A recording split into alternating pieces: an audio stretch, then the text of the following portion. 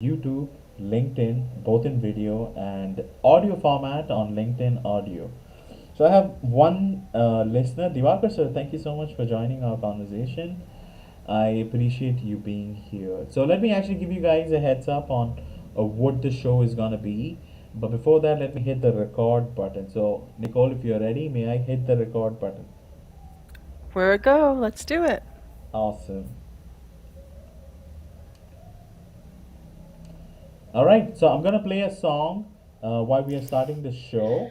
And what you can do is, guys, if you're actually catching up us on LinkedIn, feel free to send out some invites to some of your close friends. We apologize, but we had a little technical issue. We had to update the link. It's actually my fault, not Nicole's. So, so I'm gonna play a song while you guys do that.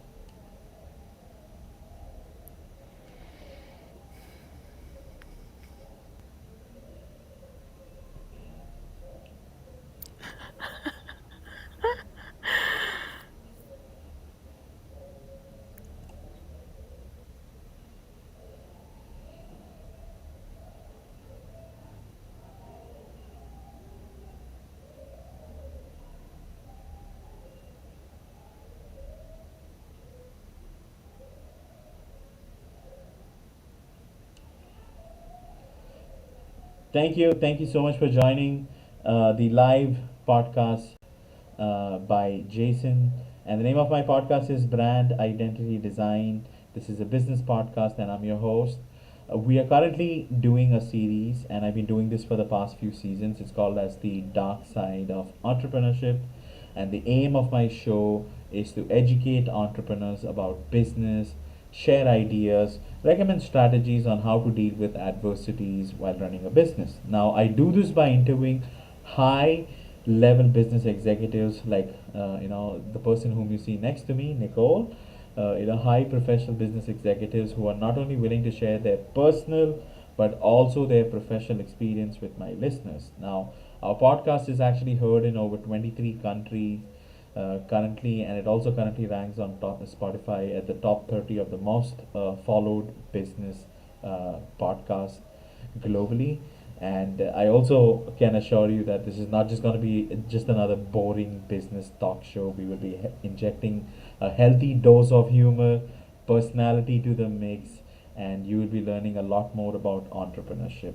So sit back, relax, get ready to laugh and learn with me and Nicole in this fantastic show, which we are broadcasting or simulcasting, whatever you want to call this, on YouTube, LinkedIn, and LinkedIn audio. I also want to make a few announcements. Our magazine, it's the exclusive magazine, the idea, which I'm trying to execute in the month of April or May. Most likely, that's going to be my first issue. So this is going to be a very, very unique magazine because it's targeted towards podcasts, entrepreneurs who are also podcast listeners, and primarily the magazine is going to emphasize and highlight a lot of my guests who has been on my show. Second announcement which I want to make is that season 3 will end on March 1st, 2023. I have a lineup of few other guests who will be you would be catching up with in the next coming few weeks. And season 4 is going to begin tentatively either the end of April or the first week of May. I'm still trying to work around what would be a good date to begin. Another thing which I also want to highlight you guys that my show will be completing 1 year anniversary on January 22nd, 2023. It's been a rock solid year in terms of growth. I never expected this is going to go this far. I just started experimenting podcasts just for the sake of it, just to try, if it's going to be cool. It turned out to be amazing. I'm getting sponsorships, getting good deals.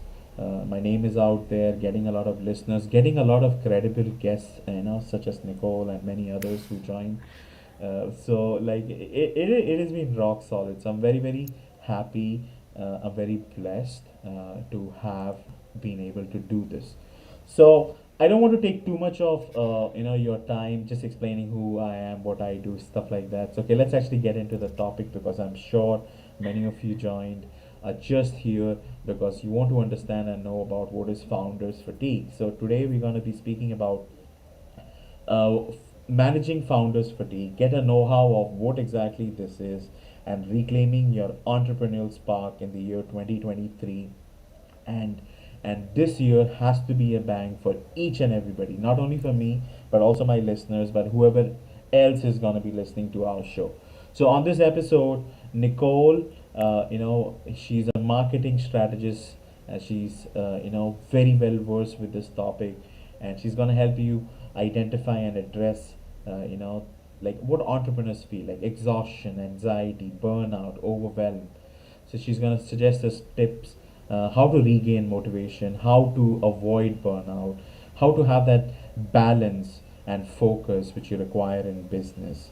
So let me tell you who Nicole is and how she qualified to give us advice on this. So she's an entrepreneur. She's also the founder and CEO of a lovely company. I really love this name. It's called Mavyn. Okay, like that nurturing bird-like feeling, that's the name of the company. Super cool. So she runs a marketing consultancy specifically helping women business owners and entrepreneurs succeed. And prior to launching Mavyn, Nicole worked in tech companies, advertising, publishing industries, and she also obtained her MA in graphic communication management and technology from NYU. As a Latina, and I love Latinas because you're some of the hard-working women I have met on my show. So, as a Latina, Nicole is passionate about women's empowerment, advocate for diversity and inclusion, which I'm a big fan of. And in her space, in her free time, she likes writing, drawing, practicing yoga, and spending time with her husband and her dog Bia, which I would be asking her a little more questions on who Bia is, what she like. And in addition to her professional pursuits, Nicole actively involved in various leadership committees, non-profit advisory boards, and she's also a mentor for students and alumni. And she's also kind of helping me to structure my magazine, which I love her for her support, and she's super super cool. So please welcome Nicole to my podcast. I know we are virtual, but guys, make some noise because we have Nicole here. So thank you so much, Nicole. I hope. How has your day been so far? I hope you're excited to be here. Jason, wow, that was such a great introduction. I am thrilled to be here. It's super exciting. I've been looking forward to this, and we're finally making it happen. Uh, and whoever is here with us on the live stream, thank you for being here and taking a little time out of your day, whether you can stay for the whole thing or just for a few minutes. I appreciate you and thank you for being here. Absolutely, absolutely. Isn't that wonderful, guys? Give us a thumbs up if you like what you're hearing, and give us a thumbs up just to confirm if the audio quality is superb or no. I think it sounds amazing. So, anyways, let's actually get into this conversation. So, the thing is, Nicole, like, I always want to know the person, who is behind the microphone, and that's why I call my magazine the microphone. Like, so many entrepreneurs, as you know, including you, me, we all have like a clear vision and a plan, for starting our own business. But sometimes some people become accidentally entrepreneurs. I became an accidental designer. I never ever intended to get into this game. Completely new. Okay, but I'm savage, I'm killing it. So how did you find yourself, on this road, on this amazing road of entrepreneurship? Was it conscious? Did fate had a role in this? And in retrospect, have you has there been any unexpected turns in your journey which shaped the direction and success of your business? If you get what my question is. Yeah, I mean, all right, so let me take it a little bit at a time. It's probably a little bit of all of the above. I've always been one of those people who kind of made my own path, and if there wasn't a way to do something, I'd figure it out or create one. Um, and then when one of my first jobs was at a new media nonprofit, and there is where I was really exposed to startup life. It was during the first tech boom in the late 90s, and I was, you know, on the ground floor for hearing investor pitches. I was running a program, and there was a lot of latitude there for me to learn and do and have impact. And that early experience really shaped the way forward. So even when I went back in-house on the corporate side, that experience of being able to sort of chart my own course and create and realize a vision stuck with me, as well as the startup energy, which I really love. I love that sort of just huge vision that founders have, and building something from the ground up. It's so rewarding that I guess I couldn't stay away. Um, and I guess I felt a little bit limited in corporate life after having had that experience where I was able to take on and do a lot more. So in that sense, there was some intentionality behind it. But when I first started, I always thought that maybe I would eventually go back in-house. And it's been, I want to say, let's see, since about 2007. So I'm going on something like 14, 13 or 14 years or more that I've been working for myself. Mavyn is actually my second business. There's a whole bunch of businesses I had ideas for that never even, that I ended up not even executing. So yeah, I guess you could say that there's just this little entrepreneurial spirit in me that's always been there. Now that is lovely. That is incredible, actually. So the thing is, like, I feel that, most entrepreneurs keep experimenting, okay, one after another, and eventually you find that sweet spot. It's not necessary that your first venture or your second venture has to be a success. That's what I feel. So did it did it affect you emotionally when you put all your heart in with the first venture or the second one? I'm just asking. And did it affect you mentally, while you were transitioning or thinking about, do I have the manpower and the energy to Hmm. actually, build up something else, because it's a lot of work, right? Nitty gritties, name, I don't know, you get what I'm trying to say, right? Yeah, yeah, absolutely. I think the business that most emotionally affected me, uh, in a sort of difficult way, was the one that I didn't do, interestingly enough. So, I had had this idea for a business while I was still in grad school, and I got really far into it. It had a business plan. I had all my vendors lined up.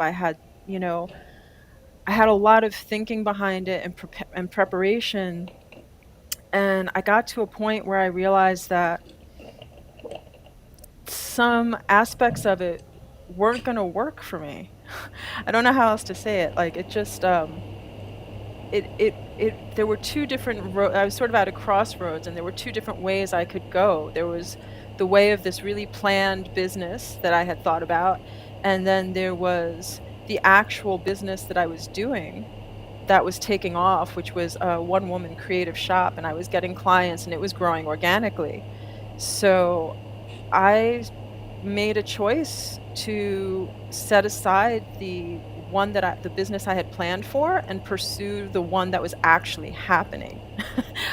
um, so yeah, that kind of impacted me a lot because, every now and then I think to myself, well, what if I had done X, Y, or Z, or if I had only, you know, done such and such, maybe that business would have worked out in such and such a way. So there's a lot of sort of second guessing that happened.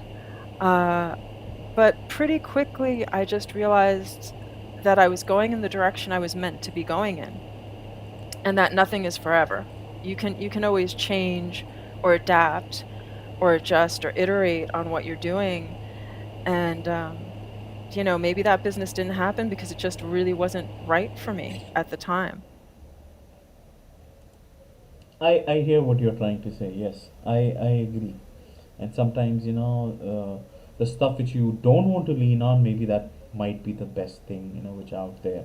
Like gradually, as I'm progressing ahead with my career, I don't know. I love this whole speaking thing, which I'm doing side by side.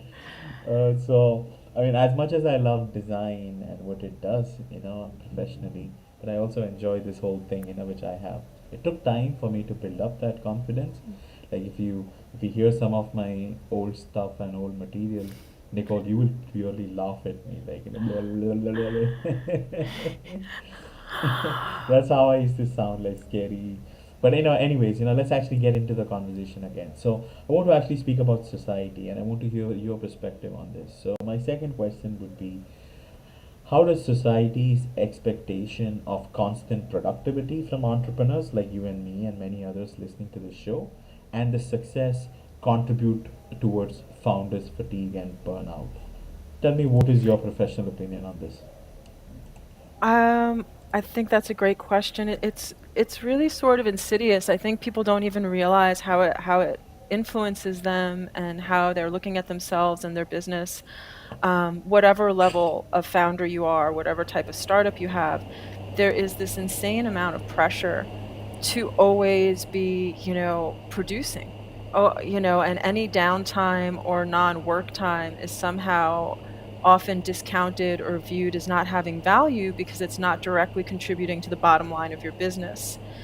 And to me, that's a complete fallacy because at the end of the day, especially if you're a solopreneur, and you're doing it on your own, your health and well-being, the more energized and nourished and nurtured you are, the better you are going to be able to be in your business.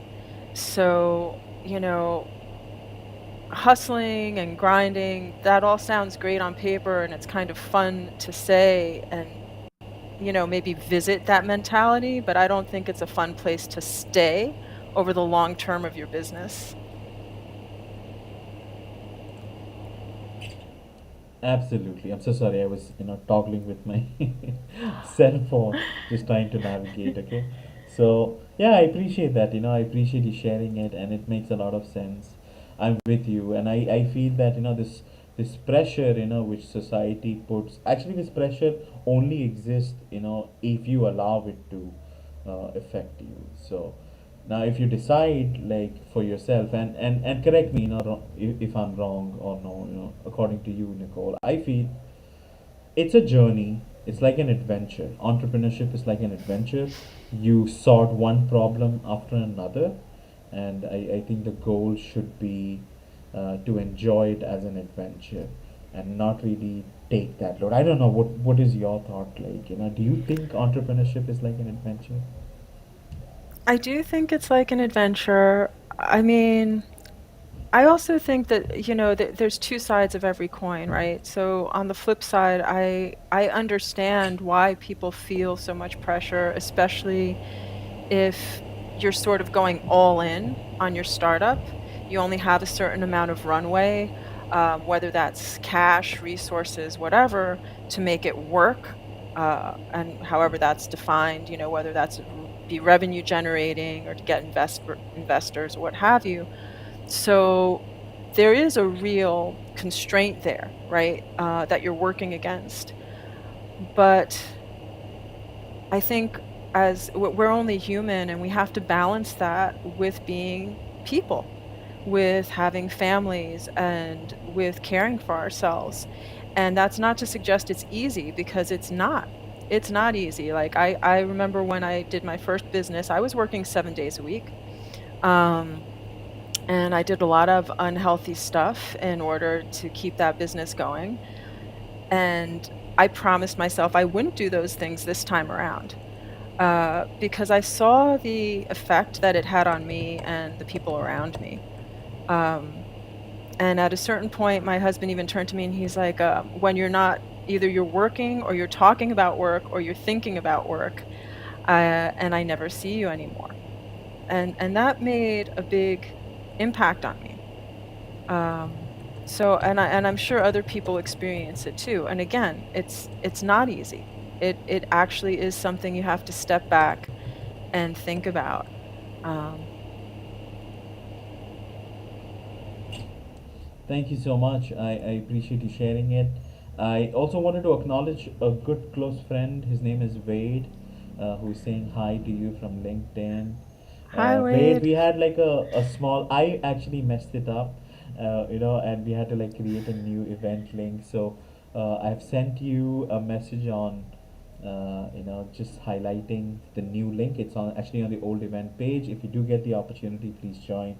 I also want to say thanks to Divakar, Viral, and Erin who's watching us, who's actually hearing us on LinkedIn. So thank you so much, guys, for your love and support. Stay tuned because the questions are going to get even more interesting as we proceed. So now, next question to you, question number 3, Nicole. How can we shift as entrepreneurs? How can we shift our focus from achieving external validation to finding internal fulfillment and satisfaction in your work as an entrepreneur? I know you touched based on a few components, but that external validation piece is something which is like a societal pressure. So I wanted to hear your thoughts as to what you feel about this. I think again, it's about sort of separating your own identity and your own happiness from how the business is doing. So that's one thing. Because they're going to be external metrics that your business is going to be evaluated on, right? If you're looking for investors, or if you're looking for funding, or you know making changes to serve your market, whatever the metrics are, those are definitely external. So for us to sort of keep our sanity as founders, one thing that I think is really important is celebrating those sort of micro moments in each day when you're making gains or progress. A lot of people refer to it as celebrating the wins, and maybe they do that on a weekly or monthly basis. I actually like to take a pause during the day and say, okay, to just acknowledge the progress I've been making that day. And sometimes the progress is showing up. Um, I think back to when I used to be a runner, and I would run a lot.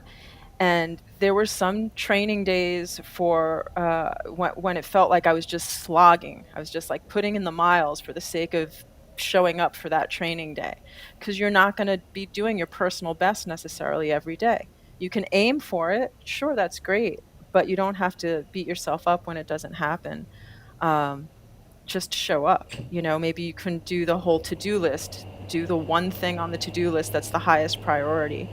Um, so in that way, you can really start to make space for yourself separate from how the business is performing.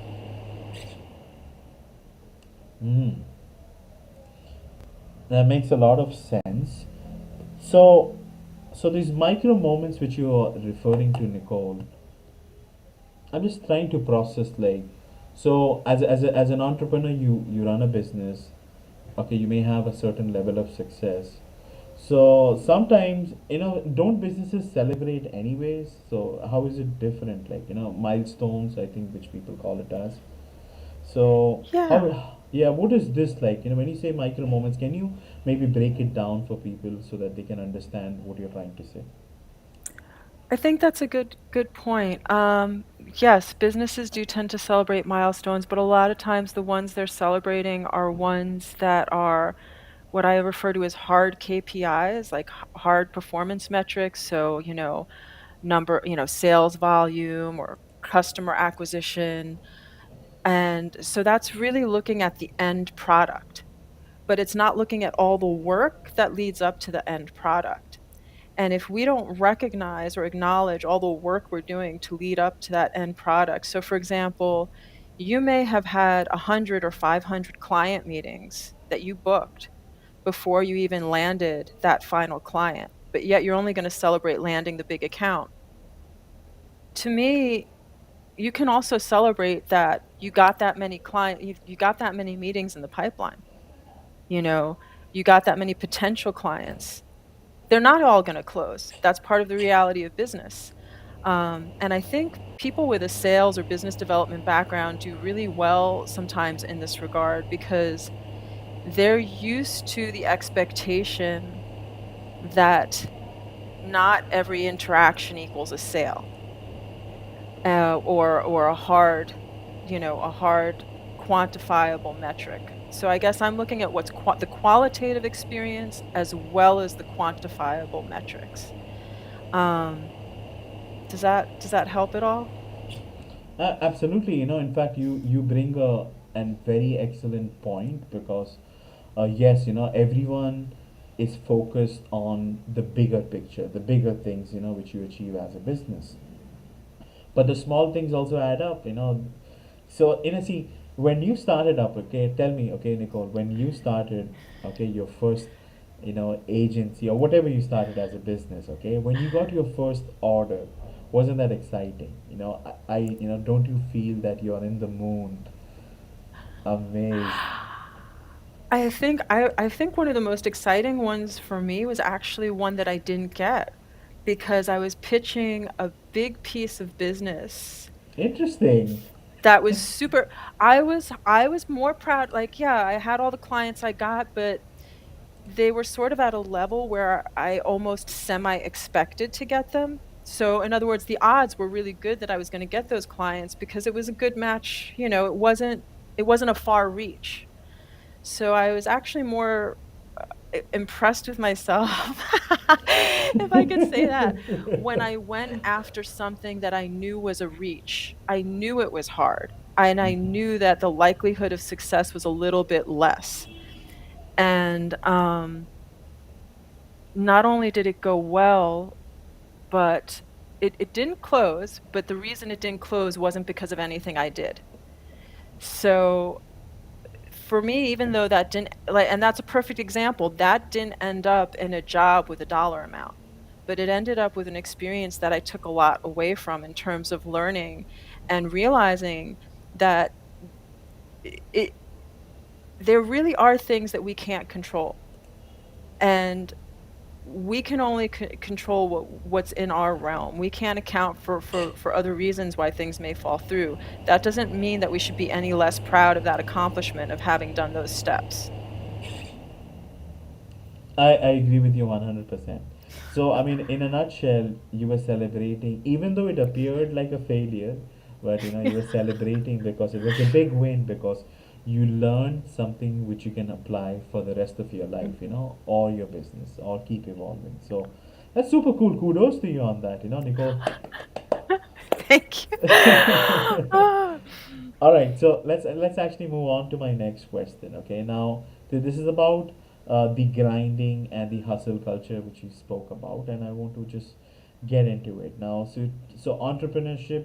So the concept of grinding and hustle in entrepreneurship has like traditionally been associated with like long working hours, sacrificing personal well-being. You always want to strive more. The competition is to your neck. Okay, but this constant drive for productivity and success leads to a burnout, exhaustion, and anxiety. Now, the thing is that if you ask another entrepreneur, if you watch these videos which are on YouTube, they send you a message, but I think people misunderstand that message because it doesn't mean that you rub yourself on the floor, in the whole process. So I want you to so the question which I'm trying to come to is that how can we redefine the concept of grinding and hustle, and also prioritize self-care and well-being in your entrepreneurial journey, because I want to actually hear your perspective before I comment on this. This is such a complicated question in a way. There's a lot of people out there sort of just being like, oh, just only do 20 hours, only do 30 hours, or use this method or technique. Um, I think it's not an either or necessarily proposition. I think you do definitely have to prioritize the self-care. But again, it's cumulative, right? That doesn't necessarily mean that you don't also put in a certain amount of work and that there isn't a certain amount of sacrifice. It's finding the balance. And that balance is going to be a little bit different for everyone. There are some people who, we all know them, who really thrive on that sort of that constant grind. And there are other people who don't thrive on that constant grind. So the trick is figuring out what zone do you thrive in? and how to set up your business to support that. Um, and there's lots of different ways to do it. In some ways, I wouldn't say it's easy. It's easier in some ways to do it than ever before. There's a lot of things that can be automated. There's a lot of different resources and ways you can get support to not necessarily to be able to work smarter and not harder. Um, and then if you thrive in that hustle and grind zone, I mean, more power to you. I don't want to take anything away from that. And even if you are setting up your business to have this sort of different pace, there probably will still be times when, at least short bursts of times, when you may need to hustle and grind. But you don't need to let that define the whole way you approach and work in your business. Absolutely, absolutely. And you know what? We spoke about this before also. So, like, something which you said to me was that, rather than measuring things by external validation, you should measure success by the progress and the impact you're making as an entrepreneur, because that's way more powerful in comparison to seeking others to say, like, oh, you're doing good work. Look at the amount of transformation you were able to create as a business Yeah. owner. Whose life were you able to touch because of your experience and skill set? You have to be proud about all these things. And I see my good friend Leslie, who is there in the audience on LinkedIn. So hi Leslie, you're welcome to come up if you like. I want you to meet Nicole. She's really cool, and I like a lot of things which you said. Like you have to have like a growth mindset, and you also need to take time out regularly to do self care. And I constantly work. See, the thing about designers, and you're also in the design profession. We are hooked on to our computers. Yeah. Like I can't remember or imagine a day without sitting in front of my computer. I don't even play games. I'm just saying, like, how do you handle it? Like, do you Oh, take a me? break? Yeah. I can't. It's. I have to take a break from the screen. Like I take a walk with the dog and just and sometimes stepping away. I guess I don't know what kind of backgrounds people are coming from in the audience, but coming from a creative background, a lot of times if you get stuck on a design problem, it's one of the best things you can do is step away from the problem I and just totally agree. I am right, with you. like Like, high five. just Yeah. yeah, just sort of give your mind some air. And I find the same thing with business problems. If I bang away at it too much and am too obsessively focused on it, I you just end up sort of hitting a wall. You have to give your brain a breather. And some of those other things in your surroundings, at least for me, the natural environment is really stimulating. So, I'll be taking a walk with the dog, and all of a sudden, like 10 ideas will come in that I was like, "Oh, there it is. That's the piece I was looking for. That's the piece of the puzzle that's gonna help solve this one." Or your mind just sort of opens up to the what ifs, right? Like the possibilities. Like, "Oh, I've been going at this problem in only this one way, but I don't, who says I have to do it this way? What if we do X, Y, and Z?" And all of a sudden your whole perspective can shift. So, yeah, definitely taking a break from the screen can be good. Absolutely. Absolutely. I play with my cat. And then you seen him, so that's what I do. I play with my cat. We play a little hide and seek, and sometimes I go maybe cook a little chicken. Sometimes he likes the dry food, but Mhm. you get what I'm trying to say. And Yeah. and and and definitely have you, I don't know if you've tried this, but sometimes when I'm trying to create a logo or like a visual element, okay, sometimes kaboom, like you're like out of ideas. Like I have, I don't know, I have this concept, but I think this concept looks similar to somebody's else concept which is Mhm. out there, and you have that blockage. So then what I start doing is that I start writing stuff or designing stuff using my other hand. So, Yeah. so That'll it go. stimulates another part of the brain. That's a good trick. It's true. That's a good one. Or yeah, or else you always in front of your computer. Maybe use the mouse at a different Yeah. hand. Maybe Yeah. that works. Or maybe instead of left clicks, you can do right clicks. I'm just saying simple tricks, which you can do. Yeah. Uh, yeah, so yeah, you get the idea. So I want to welcome Mhm. Leslie. Leslie, you should meet Nicole. She's an awesome person. Do send her a connection request. Leslie, how are you?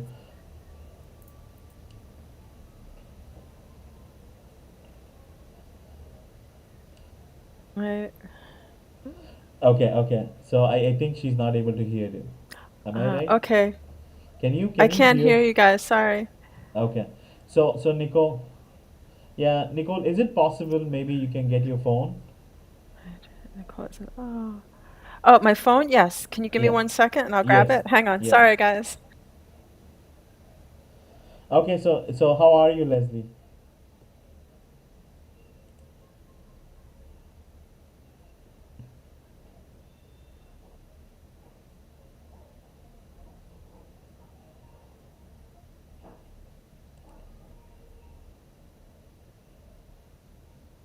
You're breaking up.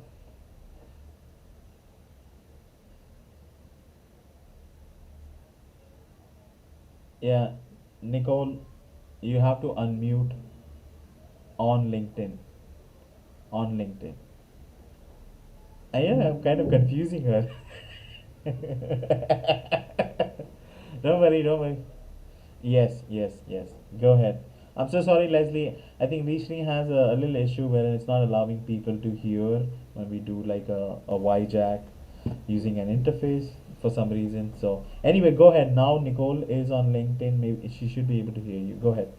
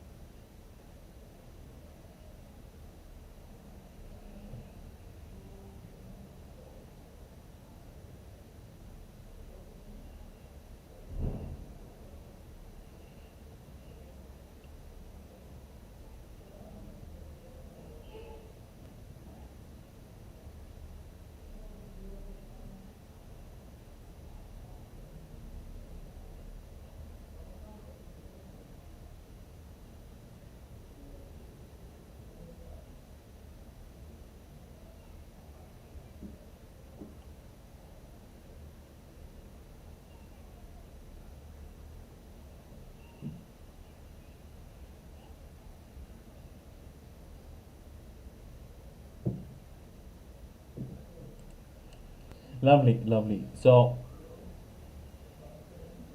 let's go back on YouTube. So yeah, so what I was trying to say is that, thank you so much, Leslie. I appreciate, you having this conversation with Nicole. Nicole, you don't have to be on the phone. You can be on the video.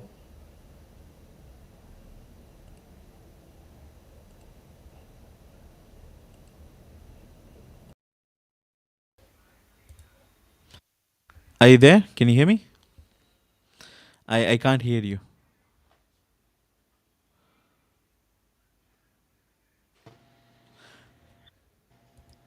Yeah. I can hear you, Yeah. Jason, but Yeah, not I know, I Nicole. know. I'm Can you just hear me making. now? Yes, yes, yes, yes. Okay, excellent. Gotta Okay, hide my so phone. These little technical glitches. So crazy. Okay, but we're doing it, right? That's the yeah. thing. What is it? Adapt and overcome? All right, so this is like a live example of, founder fatigue or whatever. It's Yeah, happening like as we speak. we just have a laugh, take a breath, and we're gonna get through it, and we'll do it together. Awesome, awesome. Okay, so my next question to you, Nicole, is that how can entrepreneurs use failure as a learning opportunity and not let it dim their entrepreneurial spark?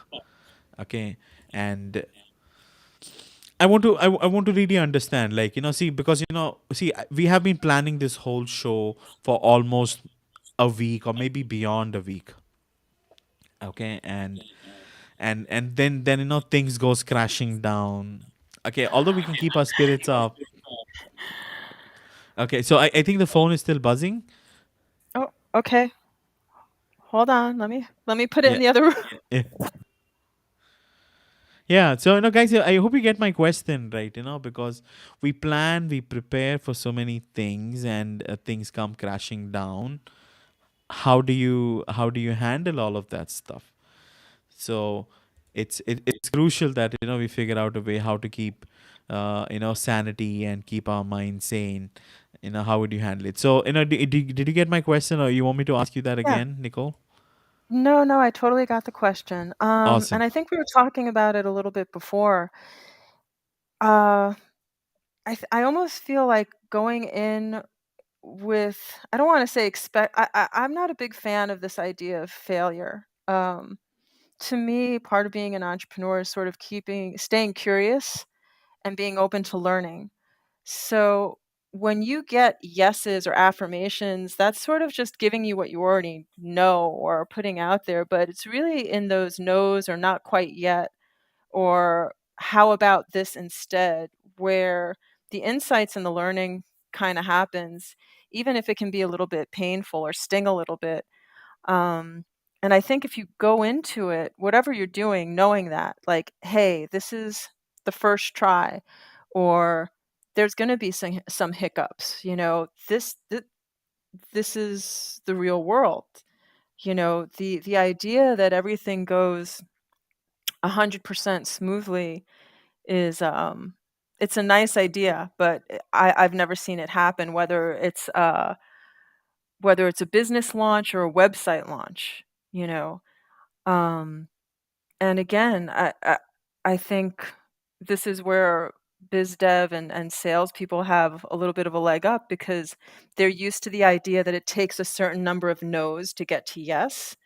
So similarly, whatever we're doing, it takes a certain, it takes a certain amount of missteps to get it where you want it to be, and that's okay. That's part of the process.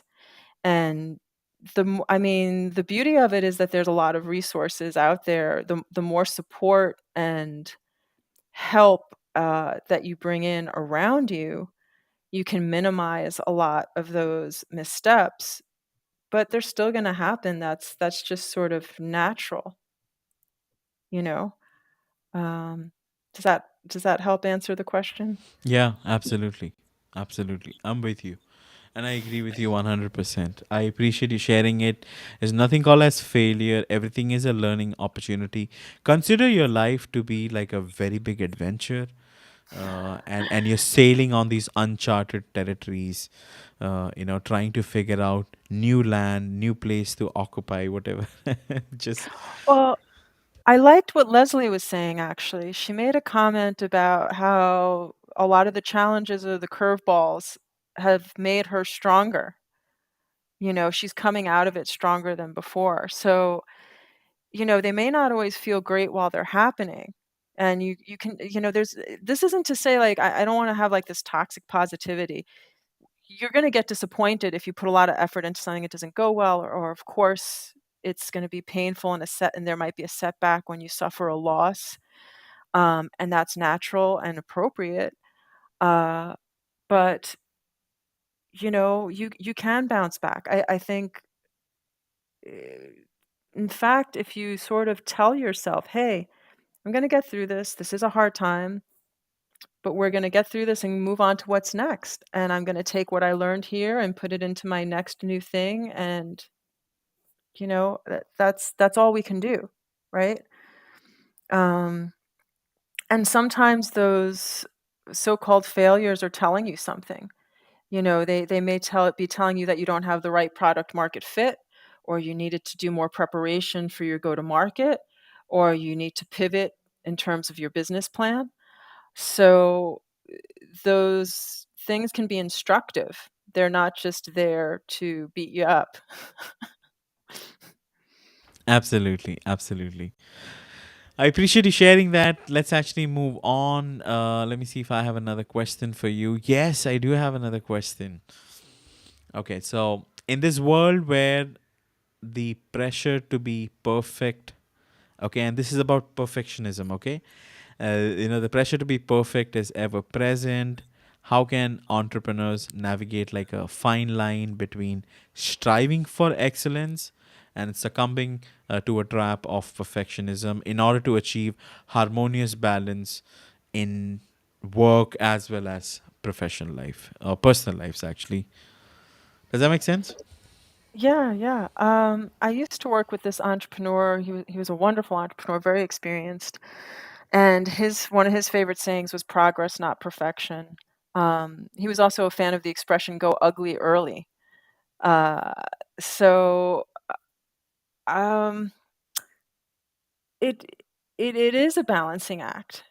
I think it can be helpful when you're able to identify the ideal, like the levels of things. Right? Mm-hmm. So people like to talk about minimum MVP, minimal viable product. Yes. Um, there's a woman, I think her name is Rachel Lambert, I'm not sure, but I once heard her talking about MMVP, minimal marketable viable product.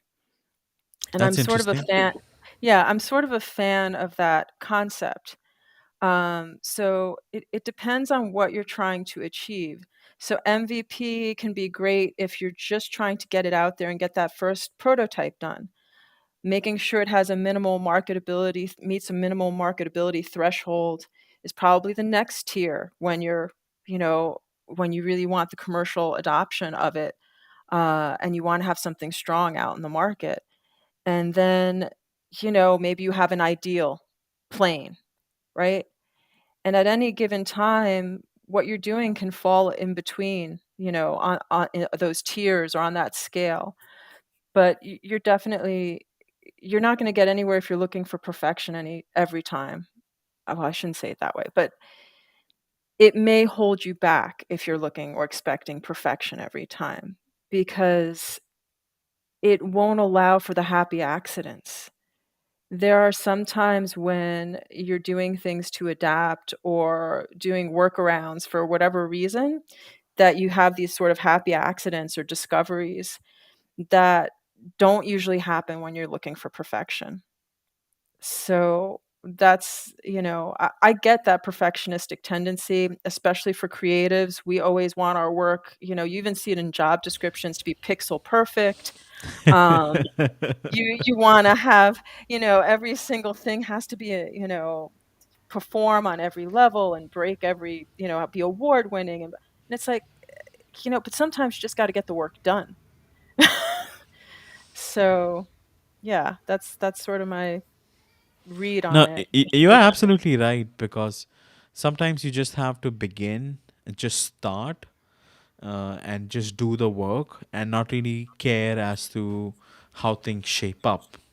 Okay, now to give you an example of today's thing, okay, now the whole event which I was promoting for a week, the audio one, I pressed just the wrong button. I wish LinkedIn had like option just to give me a pop up. Are you sure you want to do this? But it did not. And see, I can whine about it, we both can cry about it, that the efforts went waste, or we can be thankful that remember, if something happens tomorrow, you can't press exit or end. That's the learning opportunity. You get what I'm trying to say, right? And be careful, and still we are still doing the event, right? That the upside is that that didn't break you. Okay, you can be a perfectionist, you can have that perfectionist quality, and you should be like, no, let's reschedule, let's do this show after a week again. Okay, but that's not gonna work. Sometimes you just have to do. But I feel, even after having those issues, we are having such an awesome conversation, because I'm learning quite a lot. What do you think? I think this is great. I love it. I love hearing your experience. I love talking with Leslie. I hope more people toss some questions in at us. Um, yeah, I totally agree. I think I was thinking of what, so when I first launched Maven, I intentionally did three different sort of models of services to test them. And I knew that some would work better than others. That was the goal, to see which ones work better than others. And if the more you can sort of bring that attitude to what you're doing, I think it helps with the resilience and helps you bounce back a little bit better, right? It's like, okay, this didn't work out. I'm going to try something different. Or why didn't this work out? Is it something that I can tweak and make workable for next time? Uh, you just sort of almost retrain your mind to self sort of just ask yourself the questions as opposed to shutting down entirely, like, this didn't work, it's over. Like, why? Who says? Just try something else, you know? It's the beauty of life. It's not almost there's almost nothing that's irreparable, you know? Absolutely, I'm with you. So, time to, we are already at the 60-minute mark. So, let me actually give a shout out to my sponsor. His name is Jose Ucar, a good friend, and he has this nice course about communication. So, I'm just going to play that audio. Nicole, you may not be able to hear it, but others would. But on the recording, it's going to be recorded, okay?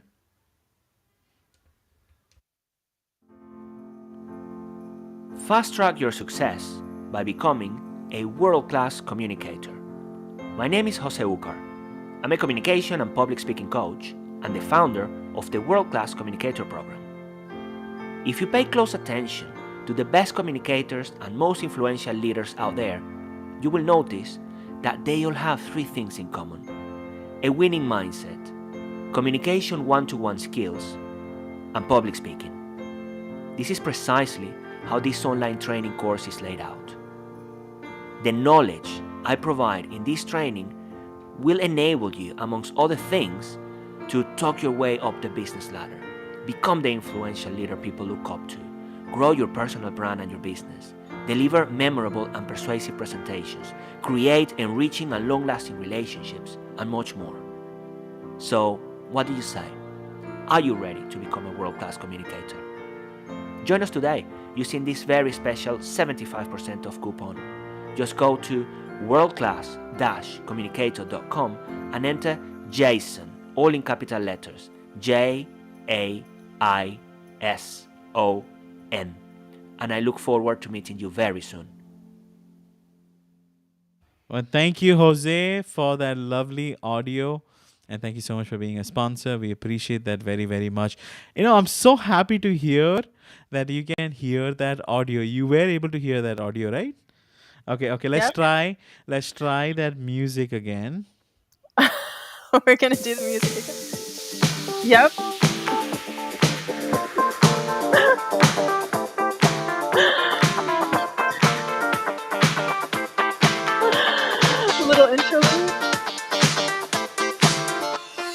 That's Nicole, guys.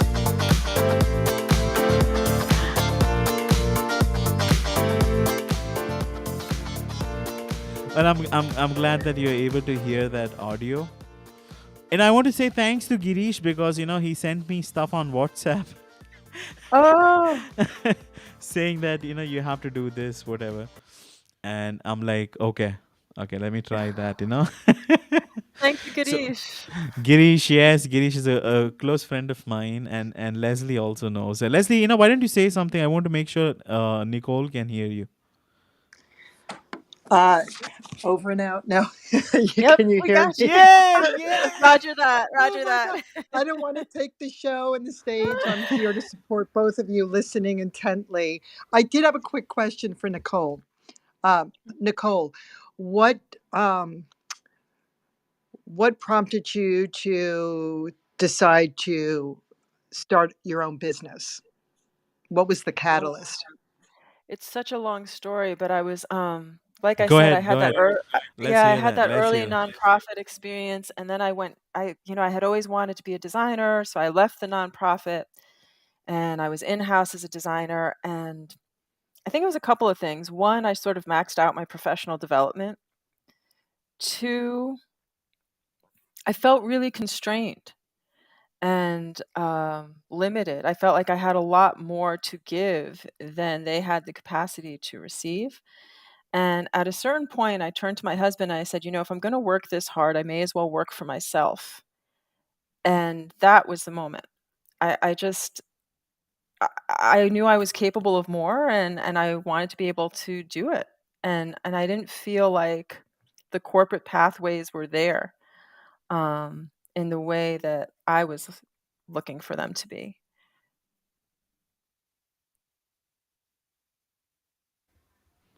Does that answer the question? Leslie, we're waiting for you. I'm waiting for Jason to respond. To moderate us? Absolutely, I think yeah to moderate. I don't want to take the moderator stage either. Oh no, you're not. So Nicole, so Leslie is like a family. She's super cool. So thank you so much, Leslie. I want to actually, I don't know whether you know this. There's something really interesting about Nicole's bio, and she speaks about a library in New York. Okay, it's called as the Science, Industry, and Business Business. Library in Mhm. NYC. And I know you have this close connection, and you have, a lot. I want to know, like, could you tell us, like, most designers are not very inclined to go to a library. Like, you want to sit on a computer and you want to do your research and do that thing. How did you fell in love with a library, and what was this experience all about? Oh my God! All right, so I didn't expect that question at all. People who know me know that I'm sort of a researcher at heart. So, and I grew up like ever since I was a kid. I was always reading, and I'm just one of these people who sort of my background is multidisciplinary. So yeah, I have that visual arts side, but I also have this research, sort of science minded side. And when I started my first business, or even before that, the science SIBL, it's the acronym is SIBL. It's SIBL. The Science Industry Business Library in New York City is totally an untapped resource. All the sort of marketing and research databases you could want, you can access there. Demographic information, sample business plans. They have workshops and events. Um, I'm very big on doing things on a shoestring, and like a lot of other entrepreneurs, if you're bootstrapping, there is no better place, in my opinion, or it's one of the best places uh, to draw on those resources. And yeah, I love learning. So even as a designer, one of my uh, you can't. I almost feel like even as a designer, you can't know even what you're doing in a way without understanding sort of the socio-cultural, political influences that came before you, right? Like, why is something a visual cue? Well, because you can trace it back to this, that, and the other thing in the past. Um, or why do certain compositions work better than others. So all of that stuff has underlying discipline to it, and I take the same approach for the from the marketing perspective. I'm sure, Leslie, maybe you have the same kind of thing. It's like competitor research, industry research, what's the economic outlook, all these other factors go into your, how you're going to proceed with your business, and they're going to be impacting you whether you look at them or not. So yeah, I love libraries. They're just And the they're thing is, underrated. if you look at her picture, she does not look like somebody who goes to a library. I love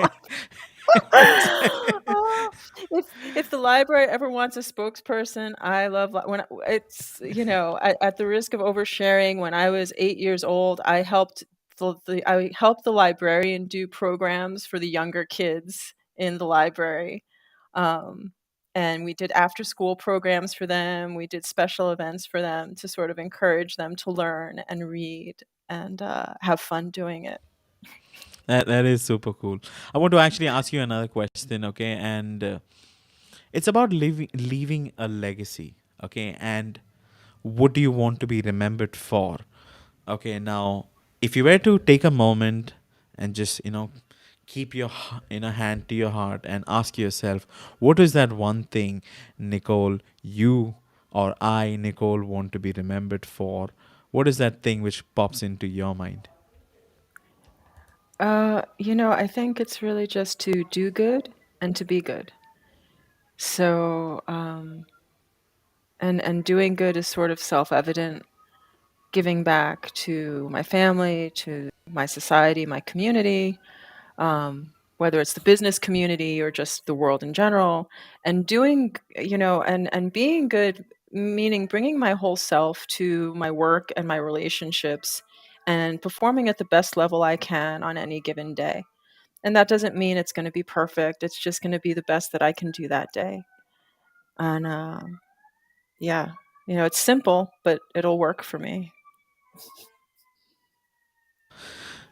Awesome. So Wade is saying that I agree with Nicole completely, and I had a few other comments, especially from Leslie and a few from Girish. Girish was actually complaining. I couldn't hear anything on LinkedIn Live. Thank you so much, Girish, for highlighting it. I appreciate you sending over that setting. So let's actually move ahead, because now it's time for rapid fire questions. Okay, this is where we put a little humor and fun to our conversation. So, I have one question, which is for everyone who participates on stage. So, if you like to just be a part of the rapid fire thing, and if you're on the listening lounge, do not hesitate to raise your hand and come up and be a part of this conversation. So, 4 questions for you, Nicole, and one question which will be common for everyone, okay? Whoever joins. Question number 1. What is the most unusual place you have ever found inspiration for your work? And the reason I ask you this is because you are a designer and we kind of weird out, we go like weird places to find stuff, interesting. So I would like to know that, so tell us. Um, Weirdest place. I find inspiration everywhere, so there's no just one place, and on the marketing and business side too. So, for example, I could be working with a B2B brand, and I'll find inspiration from a consumer brand like a CPG brand, or tend to see connections everywhere, and it helps. I mean, like a lot of people, a lot of my ideas come in the shower, or when, you're watching some sort of sci-fi TV show and you're like, "Huh, maybe this would," but, yeah, ideas come from everywhere, inspiration everywhere all the time. I had, when I was an undergrad at, SUNY Purchase, I had a professor who had us keep a design journal, and I know a lot of design. I keep examples of things, physical examples, digital examples, all kinds of stuff, textures, patterns, poems. There's there's so many different sources of inspiration. It's a big world, and there's a lot of talented people out there to be inspired by. Absolutely. I am with you. Thank you so much for sharing that. I explore Pinterest a lot. Okay, that's one of my favorite tool. Second, Behance. I don't like Dribble for some reason, but Behance is super cool. And I'm a big fan of typography, posters, a lot of inspiration, like visual elements, how they structure, the whole balancing. I don't know. I'm a big fan of pentagram, Hmm. designs or agency. I think it's called as agency or pentagram. I don't know. But right? Pentagram, because what they produce is next level, according to me. Hmm. Okay, but go ahead. No, I agree with you totally. I think when people are thinking about inspiration, a lot of times they look just within their own industry or field. And a lot of times if you really want to see sort of a meta, right? Mm-hmm. Get a meta view of things, that's when I find helps to look outside. Um, You know what? That's actually a good point. Like, don't be in the constraints of just your industry. Go outside and yeah. just see what the market is actually doing. From a marketing standpoint, you're a marketer. I'm very interested in marketing, and I apply it to my business and my clients. So, some certain tactics which apply to a certain industry can also work in another industry too. It can do like a mix match thing, and you can create something unique. I know you want to say something. Go ahead. Oh, I was just The thinking, go ahead. The, That's not me. if you look at if you're looking at marketing and design, let's say, you still have this similarity, right? If you're producing content a lot of the times, and the larger elements, structure, tone, um, the composition, the format, those sort of structural elements apply equally to your marketing as they can apply to your visual content or design. Um, it's all sort of this holistic uh, piece, if you will, and part of what audiences respond to or people respond to across the spectrum is also similar, right? The continuity or the surprises or the creativity or the connection. And so these really big concepts can apply equally to various fields or disciplines. And for me, I find it helpful to look at it that way, to extrapolate out into the larger concepts and theories, and then bring it back in down to my specific space, and vice versa. Like that conversation between big and zoomed in, right? Is that gets my gears going. I don't know about other people, but Whatever works out for you, right. Nicole, I'm very happy. It's like, you know. Okay, so we have Thomas from Australia and we have Santosh from India who has joined our conversation. So thank you so much, guys. I will be reaching you shortly. I have a few other questions. Okay, tell us, what is one of the funniest thing you have ever seen in New York City? Me, the funniest thing in New York City. Oh my God, I'm a native New Yorker. I can't even. Something which gives you giggle and a laugh, whenever you go to New York. Uh, okay. Funniest thing, a woman feeding a squirrel peanuts from her mouth. Oh shit.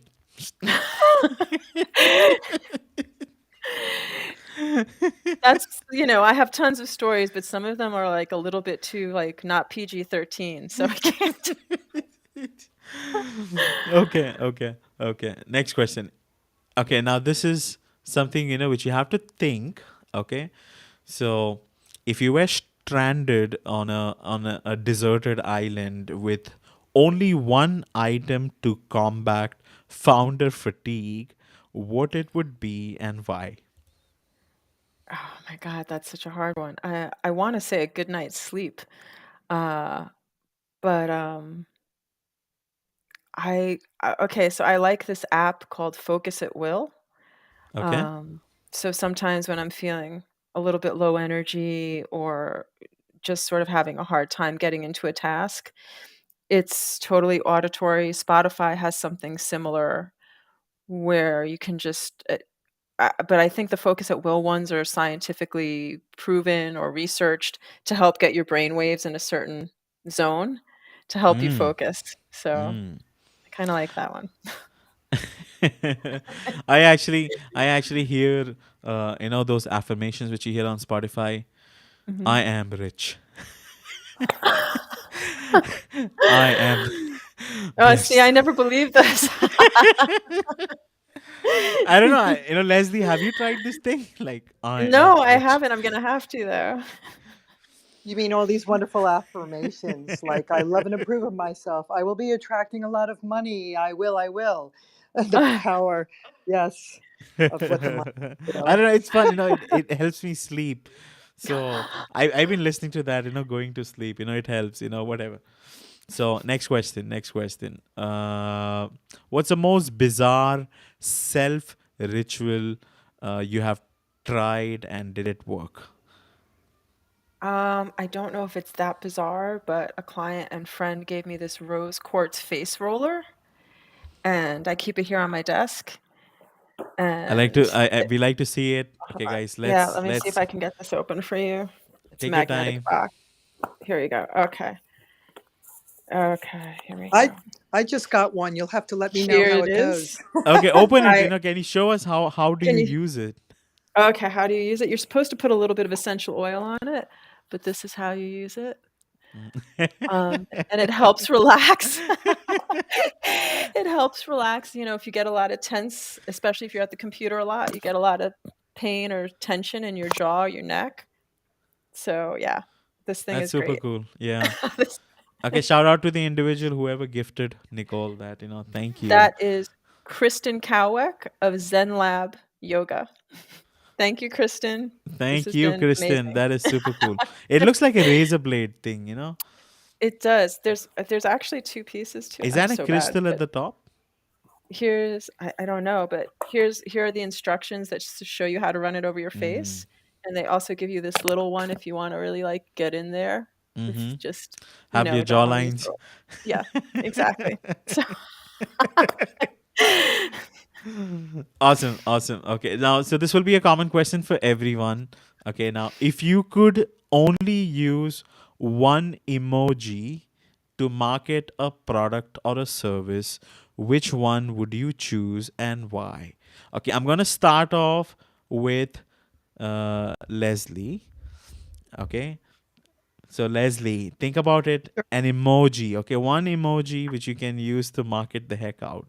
Uh, Well, that's a no-brainer because actually my emojis are the heart, the universe, the world, a dove, and then the prayer of the hands, like peace. So mine would be probably the world because I promote and try to empower people about the environment and how there's changes in the world and how we need to support ourselves to get through this new world that we're in. So it's definitely the world. Would that be an emoji? Or you mean like a face? I think it's Like, an emoji. is that, I don't know. I'm like, well, that's the first thing I could think of. So I don't know. I'm not that up on all this. But yeah, I would say it was planet Earth. Yeah, as long as it shows up under the emoji column, I think it should be okay. So, so thank you so much for sharing it. So the world for Nicole, I'm writing it down. World for, so not Nicole but Leslie. And let's actually hear from Thomas. Thomas, how are you, my friend? I'm not too bad, thank you. Jason, how are you? I'm doing phenomenal. So, would you like me to rephrase that question, or did you get that? No, I got that. I got Okay, that. go So ahead. my emoji that first comes to mind is the crazy face, sideways, funny emoji. Okay, tell us why.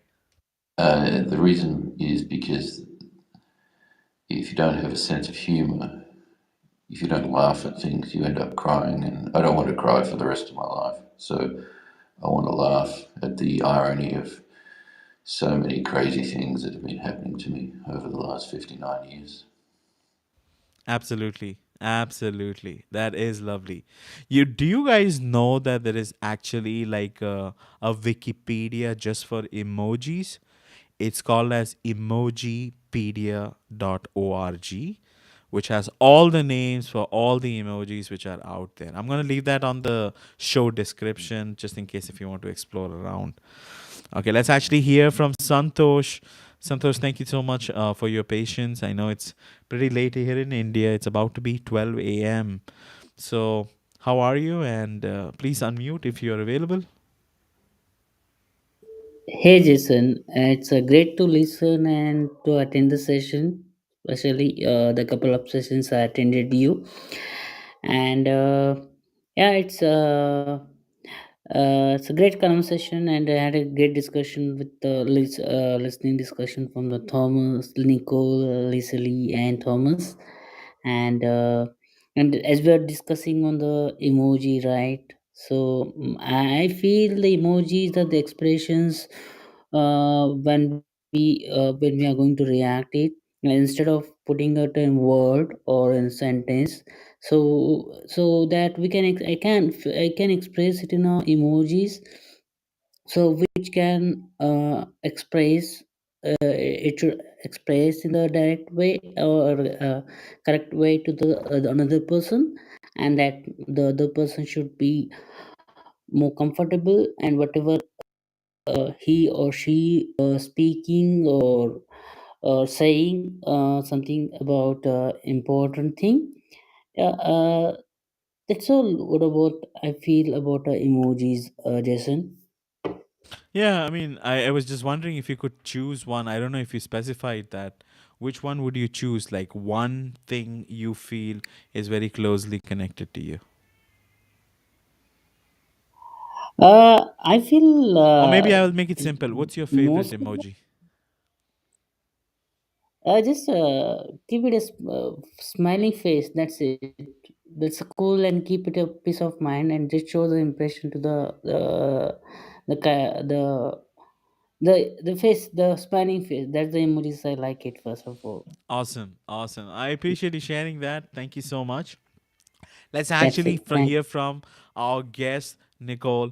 What's your emoji which you're going to use to market the hell out of everything? I use the smiley face one all the time, so but I use the smiley face with the red cheeks. Um, and and I also like the huggy emoji because I'm a big hugger. Uh-huh. So yeah, people get a lot of virtual hugs from me.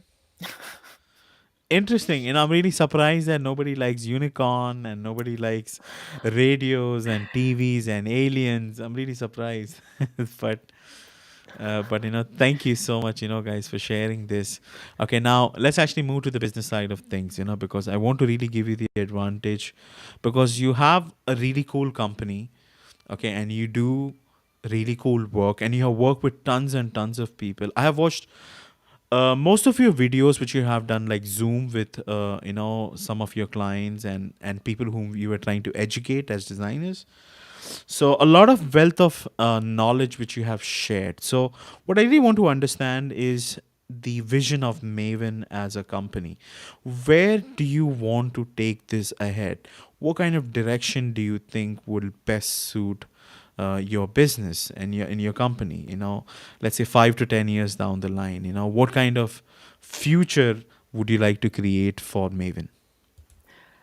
That's a great question, and it's funny because it's changed a little bit along the way. Um, I think near term, I want to keep building on a portfolio of helping mission-driven founders succeed, and especially around health and wellness and digital innovation. That there's a huge degree of satisfaction in just helping those female founders, you know, bring their businesses to market and take those next steps. Um, and then long term, I see Maven potentially as a platform or a place for incubation and accelerating women in business. So, yeah. That But is we'll very see. powerful. That's ambitious, so we'll see what happens. So the thing which I really like about vision is that many people think that it has to be hardcore, like you have to really stick. As human beings, you keep evolving, and as you evolve and as you get new information to process, your vision can also improve. It can be better, or it can be something else. Many entrepreneurs have a feeling that you have to stick to it. You stick to it as long as it's serving you. Don't stick to it if it's not serving. That's just my thought. I could be wrong, but at this moment, see, when I started my agency, and I'm just a one man person who does everything. Okay, I don't have employees or staff purely because I just want to keep it close and very private. So when I started doing that, I thought this is it. This is what I'm gonna be known for. But a year, 2 to 3 years down the line, now I'm strategically moving to podcasting and public speaking and those kind of realm. So yeah, thank you so much for sharing that. I didn't mean to put my thing while you were sharing this, but just wanted to share that. So let's actually, let me ask you: do you have like any sort of events, speaking engagements, or any kind of promotions which are happening, which you like to promote on my show? Thank you so much. I don't have anything specific, but anyone is welcome to take advantage of a free consultation. They can just go to my website and book it. It's a free 30-minute consultation. Um, and people tell me that they're amazed with how much we get done in 30 minutes. So even if we don't end up working together, we can connect. You can get some ideas for your business, whether it's a challenge you're facing or just something you want to talk through. Um, and you know, leave with some good stuff. Absolutely, absolutely. Yeah. Thanks, Nicole. Actually, yeah, that's a great thing. And would you mind to send the website if you don't mind? Yeah, I was about Sure. to come to that. So the name of the Yeah. website is Hello Hello Mavyn MAV for Victor, Y for Yankee, N for November.com. HelloMavyn.com. If you are a part of the people who accepted the invitation to my original request, it's Hmm. it's all listed under the show notes and show description. The link to the website, hellomavyn.com. And if you want to specifically go ahead with the offer Nicole spoke about, is hellomavyn.com/booking. No plural, there's no S, just booking. You should be able to see this option for a free consultation. Now, remember, guys, we all All run right, Jason. businesses, Thank you. and we want to put in effort. We want to give back to people. At the same time, we want to be respectful to each other's time. So, if you are reaching out to Nicole, feel free to take advantage of some of her advice, and please reach out to her for more professional assistance. And I'm sure you should be blown away what she has to offer. I had a few conversations with her. I'm really, really impressed. I know that I have another designer and a marketer I can look up to and learn from. So this is super cool, I'm just saying. So, on that note, I want to give you the opportunity, just, handing you the microphone, Nicole, again. If there is one thing you want people to take away from this conversation, what would that be? Oh, that's a good question. Don't be afraid to pursue your dream. Just take the first step and see where it goes.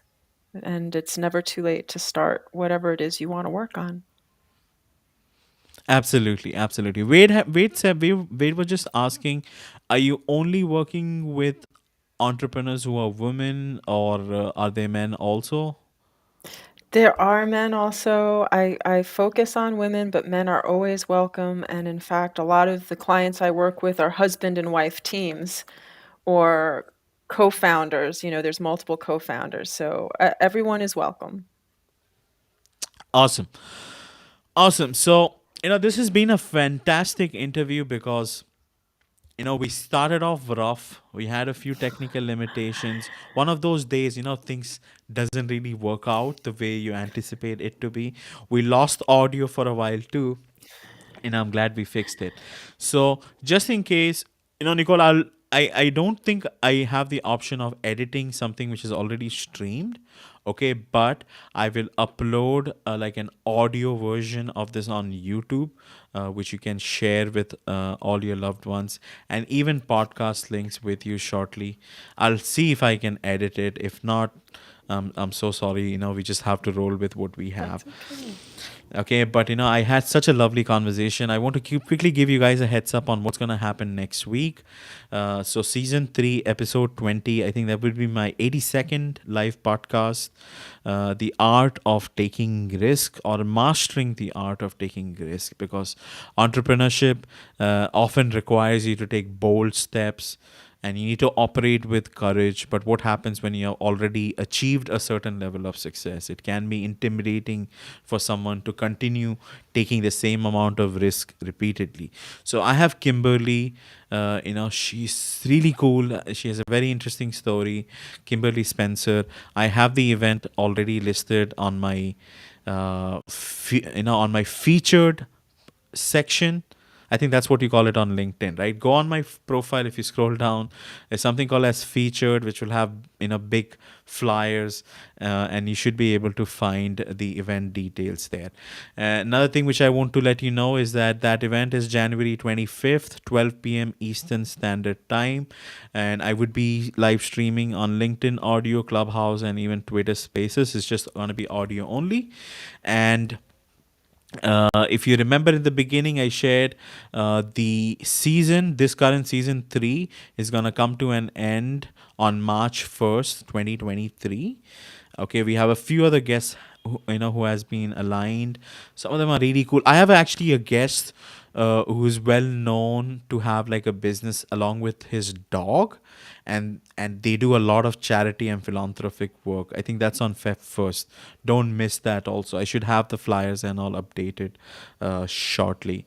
So yeah, I just wanted to say thank you each and everyone for supporting us and being here. Thank you, Thomas. Thank you, Leslie. And thank you, Santosh. Thank you, Divakar sir. Thank you, Girish, Wade, and everybody else who is watching and listening, even the pre-recorded version. Everyone on Spotify, high five to you. Thank you so much. You take care of yourself. And Nicole, be on stage, because once this stream is ended, we will have a conversation. So thank you so much. You take care of yourself. Have a lovely morning, evening, afternoon, wherever you are in the world. Take care of yourself, guys. Thank you, everyone.